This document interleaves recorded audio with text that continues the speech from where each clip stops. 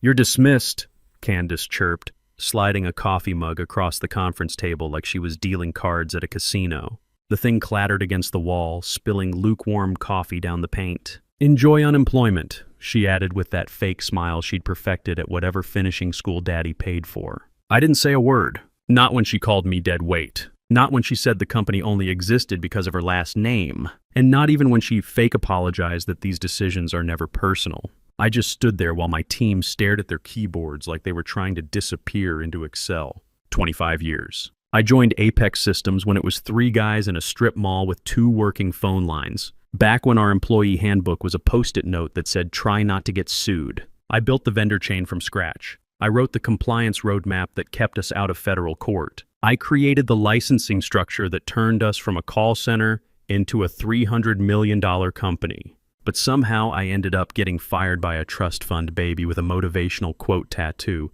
while her incompetent brother Tyler nodded along like a bobblehead in Daddy's BMW. The thing is, I'd been through corporate nonsense before. 25 years in tech, 8 years in the Army before that. Seen plenty of young officers who thought rank meant they knew everything. Usually learned different when things got real. Corporate world wasn't much different. Just nobody got shot. They just got fired.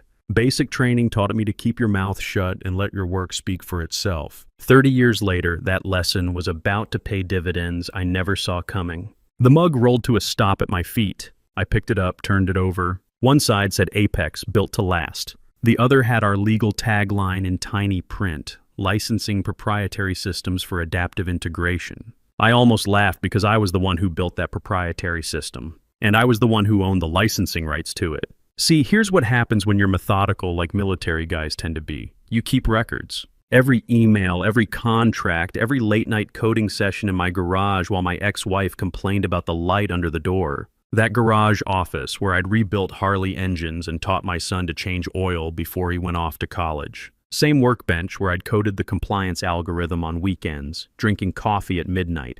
Maybe my ex was right when she said I was obsessed with work. Maybe that's part of why she left. But at least my obsession was about to pay off in ways she never imagined. I dropped the mug in the trash on my way out. Didn't say goodbye to the team. Didn't grab the severance paperwork Candace had flung at me like she was starring in some corporate reality show. Just walked out of Apex for what they thought was the last time. They didn't know the deal wasn't done. They didn't know the license wasn't theirs. They didn't know the guy they just called obsolete was about to pull the pin on a legal grenade they'd been sitting on for over a decade. That night, I sat in my garage office with 3 fingers of bourbon and opened the file cabinet I hadn't touched in years. Military habits die hard. Everything organized, everything labeled, everything in its place. Found what I was looking for in a folder marked Tax Shield June 2012 buried under a stack of IP agreements. Every guy my age knows this feeling, watching some kid half your age get promoted because they know the right buzzwords while you're still figuring out why they changed the interface on software that worked fine for 10 years. But here's the thing about experience. It teaches you to read the fine print. Clause 14.3b. 14 pages of legal language nobody ever reads, but there it was on page 9 like a gift from my younger self who actually paid attention during contract negotiations. In the event of unilateral termination of the undersigned without cause, IP rights for adaptive licensing module revert in full to entity T, Brennan Holdings LLC. That LLC was still active, still in good standing with the Secretary of State, and still 100% mine. Set it up back in 2012 for tax purposes when Apex was carving out IP rights. Smart move then, lifesaver now. I leaned back in my chair, bourbon warming my throat, rereading the clause like it was a letter from an old friend. The same compliance algorithm Candace and her brother were shopping around for $300 million didn't even belong to Apex. It was leased to them on a clause tied directly to my employment status. The irony wasn't lost on me. Here I was, 52 years old, divorced, kids grown and gone, getting ready for what should have been a quiet slide into retirement. Instead, I was sitting in my garage at 11 at night, realizing I held the keys to the kingdom these entitled kids thought they owned. I scrolled through my contacts and found him, Phil Martinez. Used to be a junior developer on my team, now VP of Integration Strategy at TechCore Industries, same company that was sniffing around to buy Apex. Last time we talked, he was still trying to convince everyone that craft beer could replace coffee in the office. "Tom?" Phil's voice had that surprised tone of someone hearing from a ghost they owed money to. Long time, man. Everyone thought you'd retired to raise cattle in Montana or something. Not quite, I said. Listen, I need 5 minutes. Something about the Apex acquisition. Privately. Silence. Then, go on. I wrote the adaptive licensing module. You're acquiring that tech, right? Yeah, it's the core asset.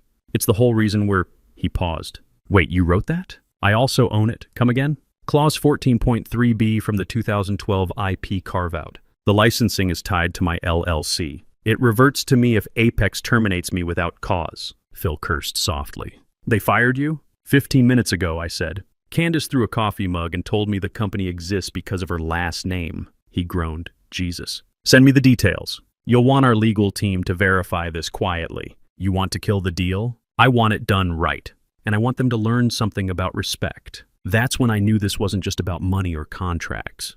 This was about something every working man understands, the principle of the thing. I sent him the clause, along with time-stamped confirmation that Brennan Holdings LLC was still the licensing entity of record. Also attached the original development logs, just in case anyone wanted to pretend I hadn't built the damn thing line by line while Candace was studying abroad and Tyler was puking in campus fountains. Later that night, my phone buzzed with a message from Phil. Our legal team is very interested in speaking with you directly. I smiled, refilled my bourbon, and clicked open the clause again. Sometimes the best revenge is just being right. The board email hit my inbox the next morning like a slap across the face. Subject line, leadership transition, and deal finalization update. I already knew what it said, but I opened it anyway because you need to know exactly how bad things are before you fix them. It was worse than I expected. Candace was stepping into an elevated strategic leadership role while Tyler would be spearheading final integration efforts with the acquiring team. Corporate speak for Daddy gave us the keys to the $300 million car. Hope we don't crash it into a lake. No mention of me. No acknowledgement that the system they were selling came out of my garage during back-breaking weekends and late nights when I should have been watching football or fixing my motorcycle. According to this glowing email, I'd never existed. Just some nameless former contributor whose value had conveniently expired right before the champagne popped. I'd built the skeleton, written the nervous system, architected every logical component of that compliance algorithm. But now Tyler, who once thought API was a car insurance company, was listed as the technical point of contact. You know what really got me? My son called that afternoon. He's 26, works in finance in Chicago, smart kid. Dad, heard about Apex on the tech blogs. You doing okay? I wanted to tell him his old man was about to show those entitled brats what real work looks like. Instead, I said, I'm fine, buddy. Sometimes things work out better than you think. He laughed. You always were the optimistic type. Mom used to say you could find the silver lining in a tornado. Your mom left because I worked too much, I thought. But maybe all those late nights were about to pay for his wedding someday. The first crack in their facade came 2 days later. Phil messaged me. You should hear what just happened on the legal sync call. Apparently, Tyler had joined the call 50 minutes late, shirt untucked, holding what appeared to be an energy drink and a stress ball shaped like a football. He proceeded to fumble through a document review where he referred to data encryption as that security thing that keeps us from getting sued or whatever and called an NDA a vibe killer. At one point, he claimed he had personally overseen the encryption layer that safeguarded client-side data. I nearly choked on my coffee. Tyler once asked me if encryption meant putting a password on an Excel file. By the time the buyer's legal team wrapped up, Phil messaged me again. Their lead counsel mouthed what the hell to me on camera. Not kidding, I wanted to feel vindicated. Instead, I felt like watching your teenage neighbor try to rebuild your engine with a hammer and a YouTube video. You know it's going to end badly, but you can't look away. But it was the email I got that night that really hit home. No subject line, no signature, just 5 words. We thought you'd be there. It was sent from a burner account, probably a junior attorney who couldn't risk being seen contacting me. But it landed like a punch to the gut. They expected competence in that room. Someone who knew which clauses mattered, which technical diagrams were current, which promises were safe to make, and which would get everyone sued into next week. They were expecting me, and instead they got frat boy Tyler and Princess Candace high on their own press releases. That night I opened a folder I hadn't touched in years. License control materials. Inside were flowcharts, change logs, early memos, invoice trails, and a treasure trove of documentation they probably prayed I didn't keep. See, this is what military service teaches you. Document everything. trust nobody, and always have a backup plan. I'd learned that lesson in places where forgetting details could get people killed. Corporate America was just a different kind of battlefield. I started forwarding select files to my attorney. Original architecture sketches signed by me and dated. Email chains confirming my LLC was set up for IP protection. Invoices showing Apex paid my LLC quarterly licensing fees until 2020, when some genius in accounting decided to streamline vendor relationships. There was even an internal Slack export where Candace once typed, "LOL, what does Tom even do anymore? Dude's like a ghost around here." That last one wasn't necessary for the legal case, but it felt good to have in my back pocket. My attorney replied within the hour, "These are excellent. Keep going. We may not need to use them, but if we do, these are bullets in the chamber." I wasn't interested in revenge for revenge's sake. This was about facts, ownership, truth. I didn't need to ruin their careers. Gravity was going to do that all by itself when the floor gave out beneath them. The reversion notice went out at 9:06 a.m. I'm sharp on a Tuesday. One clean, professional email from my attorney to Apex's legal department with a CC to TechCore's counsel. Subject line, Notice of License Reversion, Adaptive Licensing Module. 6 sentences, 0 drama but maximum impact. That email had the potential to rip a $300 million rug out from under every designer loafer in that glass tower. The license, per Clause 14, 3B, was now formally revoked from Apex Systems. Effective immediately, the moment they terminated me without cause, and boy did we have documentation proving it wasn't for performance. The rights reverted to T. Brennan Holdings LLC, which was, in every legal and financial sense, me. They could keep the branding, keep the coffee mugs, keep their motivational posters about synergy and disruption.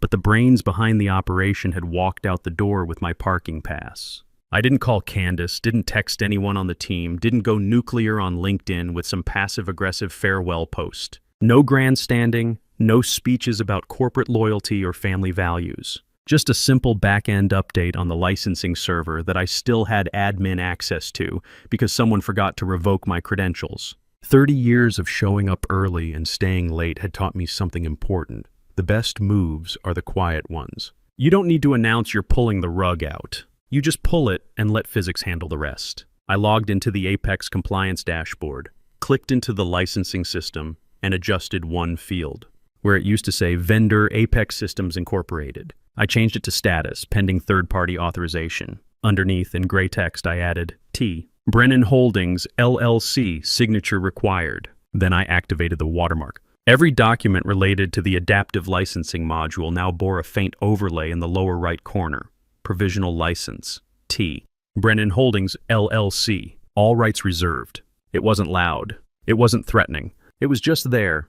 A soft legal whisper across every spec sheet, flow diagram, and user interface blueprint, like planting a flag on territory that was always mine to begin with. By noon, the buyer's tech team had noticed. Phil texted, "Hey, did you update something?" "The licensing docs are flagged as awaiting signature." I replied with a single word, "Yep." An hour later, TechCore's legal team pinged Apex with a polite request for clarification. One of their junior counsels sent a low-pressure note asking why the system files were watermarked by a third-party vendor not listed in the original deal documentation. Candace, of course, assumed it was a glitch. I know this because Phil forwarded me her internal Slack response. Just a formatting error or dev hiccup. Tyler says the sandbox isn't syncing properly. We'll fix it. Sure you will, sweetheart. Meanwhile, Tyler had no idea how to access the sandbox environment. Last I checked, he thought Git was a type of malware and Stack Overflow was a breakfast restaurant. But nobody panicked. Not yet. This wasn't Desert Storm. It was more like setting up a perimeter and waiting for the enemy to walk into it. The real fireworks started 3 days later when TechCore's due diligence team scheduled what they called a technical clarification meeting.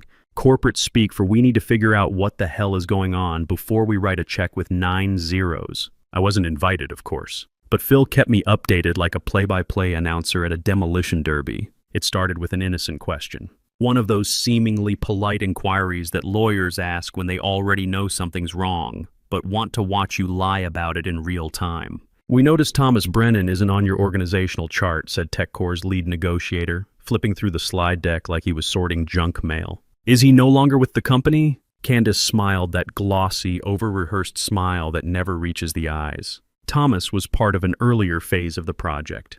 We've since streamlined operations. My brother Tyler has taken over that vertical. Streamlined operations. That's what they call it when daddy's little princess decides to clean house. Tyler, sitting in a too-tight blazer with what Phil swore was a Supreme tie clip, cleared his throat. Yeah, we've modernized the stack. The old compliance code was legacy stuff. I built the current framework myself. Phil told me later he had to bite his tongue to keep from laughing. Tyler building a compliance framework was like my ex-brother-in-law building a rocket ship.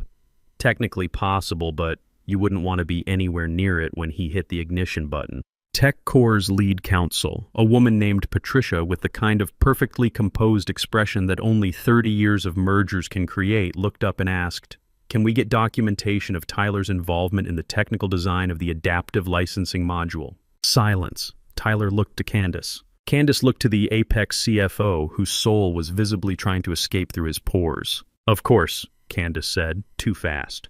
"We'll have our legal and development teams assemble something by close of business today."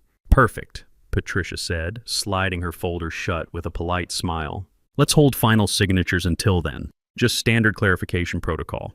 It wasn't standard, and everyone in that room knew it. When a buyer delays final signature on a $300 million deal because they can't figure out who built the product they're buying, it's not protocol. It's panic disguised as professionalism. Back at Apex headquarters, the tension spread like a brush fire in August. The CFO canceled his golf weekend.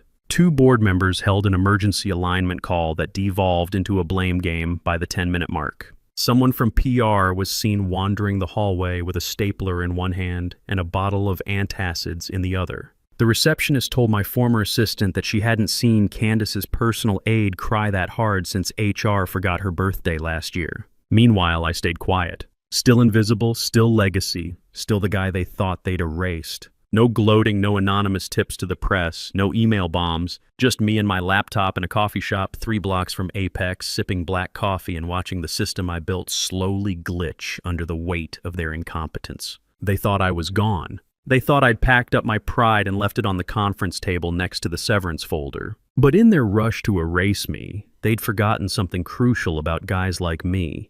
We don't just disappear because some entitled kid tells us to. You can't delete the architect and expect the building to stand. Candace called it a moment of alignment, but the rest of us would have called it damage control wrapped in corporate buzzwords. She gathered the board and senior staff into the fancy conference room with the smart glass windows that never worked right and launched into what she probably thought was a rallying speech. "This company is on the brink of something historic," she beamed, pacing like a motivational speaker at a corporate retreat. Yes, the buyers have questions. That's normal in any major acquisition. But let's stay focused on the bigger picture. This is about legacy, about family, about resilience in the face of temporary setbacks. Translation: ignore the legal landmine we stepped on and keep smiling for the cameras. Then she pivoted to what everyone knew was coming. As for Thomas, she paused, scanning the room with that calculated disdain she'd perfected. Look, he was good at what he did back in the day. He was reliable, I'll give him that. But let's be honest, he was support staff. He documented things. He maintained systems. He wasn't a strategist or a visionary. Not like us, not like us. There it was, the royal we of inherited privilege. The assumption that bloodline equals competence. That a trust fund makes you qualified to run a tech company. The CFO's mouth tightened. Alan Brooks, one of the board members who remembered me from the company's broken, busted strip mall days, shifted uncomfortably but said nothing. Nobody wanted to be the one to point out that the support staff had built the only thing keeping them from bankruptcy. That night, because apparently learning from mistakes isn't a Holloway family trait, Candace threw a rooftop party at a downtown hotel. Candlelit affair with signature cocktails called The Closeout and a banner reading $300 million and climbing. Everyone showed up because when the boss's daughter throws a party, attendance isn't optional. Tyler rolled in 20 minutes late with 2 women from accounting, already 3 drinks past professional. By hour 2, he was showing off a meme he'd made on his phone. "Dude, look," he barks to anyone who'd listen, waving his phone around like it contained the secrets of the universe. "I made this GIF of old Tom's spreadsheets disappearing. You've been replaced. Get it? Because the guy who made the spreadsheets got canned." They laughed. Not because it was funny, but because that's how the Candace kingdom worked. You laughed at the princess's jokes, or you started updating your resume. What Tyler didn't know, what none of them knew, was that while he was spilling vodka cranberry on his designer loafers and Candace was air-kissing investors, I was 30,000 feet above Missouri in Seat 11A of a red-eye flight chartered by TechCore Industries. No press release, no fanfare. Just a quiet ticket booked under consultant. IP compliance oversight with a private car waiting at the airport. My son had called that evening, heard something different in my voice. "Dad, you sound like you did when you came back from deployment. Like you know something nobody else does." Smart kid. Always could read people better than his old man. TechCore wasn't buying smoke and mirrors. They weren't buying buzzword presentations and rebranded deliverables. They were buying compliance technology. And now that they'd seen the watermark, traced the license trail, and reviewed the clause, there was only one person they wanted walking them through the final verification. Me. At the airport, a man in a Navy suit met me at the gate. No introductions, just a nod and a folder marked Final Phase, Signature Prep. Inside was every document Candace had claimed to finalize, and across the bottom of each page, highlighted in yellow, the same 4 words, Signature Required, T. Brennan. I didn't smile. Not yet. That would come later, in the boardroom, when I slid my business card across the table and watched Tyler's brain forget how to form words. But in that moment, with city lights blinking beneath the plane window and their champagne party hitting full swing below, I leaned back in my seat, adjusted my jacket, and reread the clause I knew by heart. In the event of unilateral termination, license shall revert in full. I wasn't just back. I was the signature. And they were about to learn what happens when you try to sell a house without owning the deed. The boardroom looked like a crime scene waiting for forensics. Polished chrome table, stacked legal binders, bottled water labels perfectly aligned. At the head sat Patricia, TechCore's lead counsel, with the kind of calm that comes from seeing every possible way a deal can go sideways. Around her, 2 corporate attorneys, the head of M&A and Phil, who was doing his best impression of someone who hadn't orchestrated this entire confrontation. Candace strutted in first. White blazer that probably cost more than most people's monthly mortgage. Confidence radiating from every step.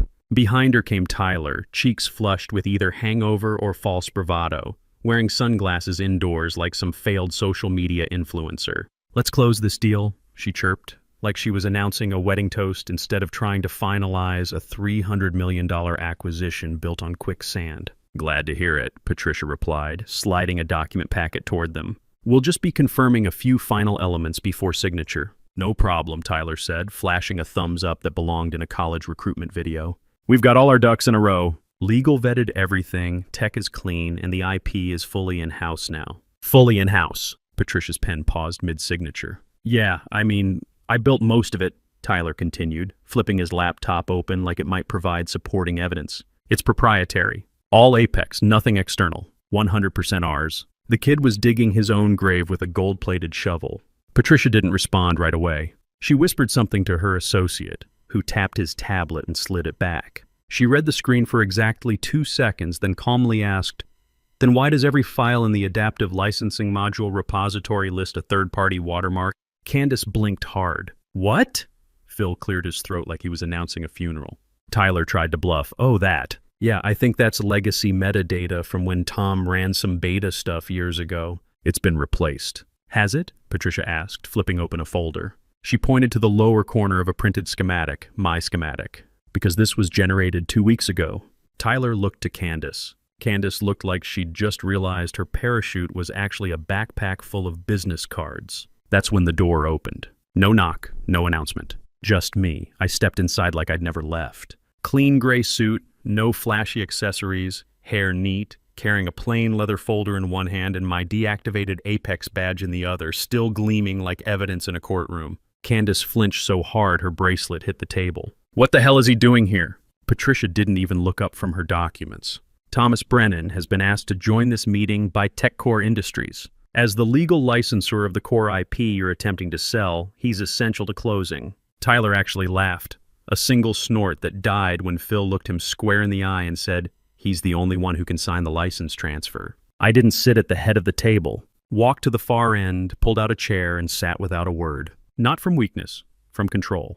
The quiet kind you earn through years of being dismissed, then proving why that was their biggest mistake. Candace tried to salvage it. This is ridiculous. He doesn't even work here anymore. Patricia flipped to another page, which is precisely why Section 14. 3B triggered. IP ownership reverted to his LLC the moment you terminated him. It's enforceable, confirmed by 3 separate legal reviews, and already entered into discovery. The room went silent except for the hum of the air conditioning and Tyler's nervous finger tapping on his laptop. I waited until the silence had settled like dust after an explosion. Then I reached into my leather portfolio, pulled out a single cream-colored business card, and slid it deliberately across the glass table to the lead negotiator. He picked it up, read it, leaned back, and tapped the card against his notepad twice. Then he turned toward Tyler, who was starting to sweat through his collar despite the air conditioning. "So," he asked, voice calm as a lake before a storm, "is the $300 million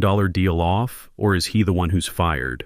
The oxygen got sucked out of the room. Tyler made a sound between a laugh and a whimper, looking to Candace like she had cheat codes for this level of corporate humiliation. But her hands were already rifling through documents with the desperation of a magician realizing the rabbit had escaped and taken the hat with it. "We had full internal clearance," she stammered. "Our legal team said the IP was clean. It's our software." Patricia's eyes stayed fixed on my business card. The CFO leaned forward, pale as fresh drywall.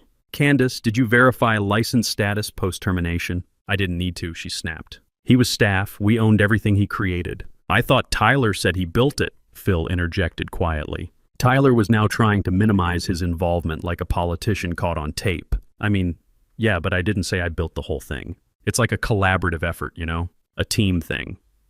Patricia turned to her counsel, who nodded and delivered the killing blow. Section 14. 3B is enforceable. The moment Mr. Brennan was terminated without cause, all licensing rights reverted to T. Brennan Holdings, LLC. Apex no longer has authority to sell it, not without his consent. The room froze like a video that had buffered. The CFO's jaw clenched. Alan Brooks whispered something sharp to another board member.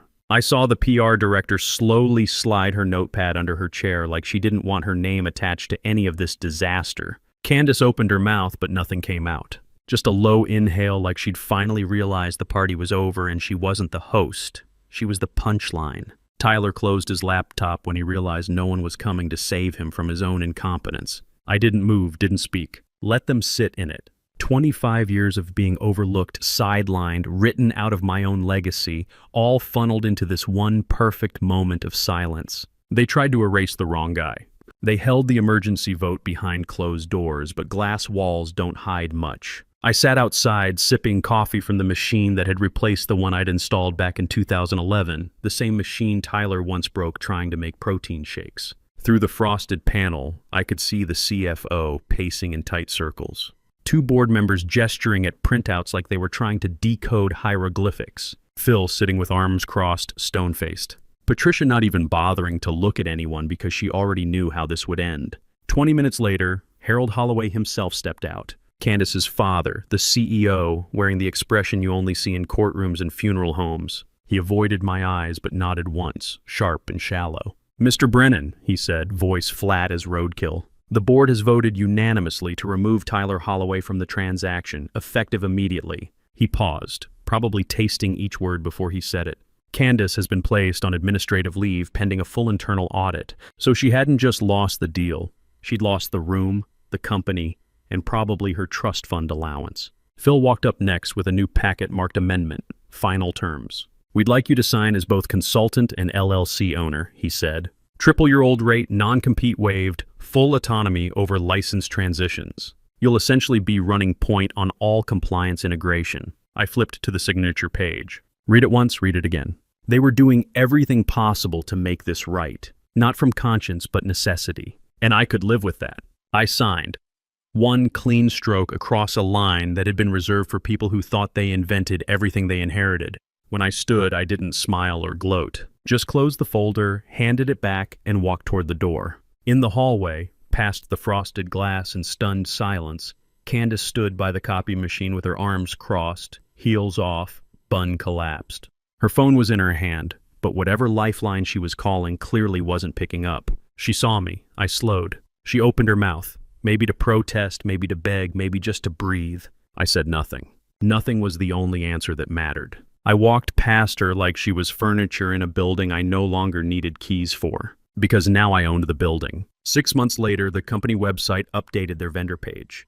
Exclusive Compliance Systems, Partner T. Brennan Holdings, LLC. Every new contract, every client license, every audit trail flowed through me. Tyler's LinkedIn went quiet. His co-founder title mysteriously vanished. Candace's assistant issued a vague press release about wellness leave and family recalibration. And me? I went home, called my son, told him his old man wasn't as washed up as everyone thought. He just laughed and said he never doubted it. I was clearing more in quarterly consulting fees than I'd made in 2 years at Apex. Bought a new truck, cash. Started thinking about that retirement I'd been putting off. The best part wasn't the money, though that was nice. It was my grandson asking his mom why Grandpa was smiling so much at Christmas dinner. Turns out respect tastes better than revenge any day of the week. Sometimes the best victories are the quiet ones. You don't need to burn the bridge when you own the river. You just show up, do the work, and let competence speak for itself. The best part, I never had to raise my voice.